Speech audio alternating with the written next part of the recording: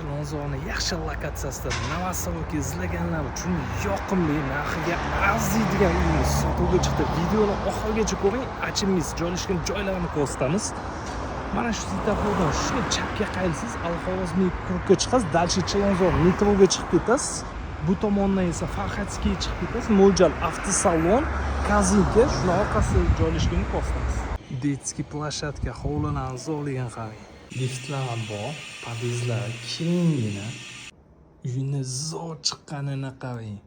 Yosh oilaga shunaqangi zo'r variant ekan.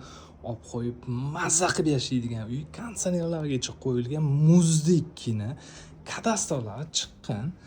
Kuxnyalarni qarang, hamma mebel texnika o'tiradigan joylari ham qilingan. Uyimiz 10 etajli Novostovkani 9-etajda joylashgan 2 xona 47 kvadratli uy.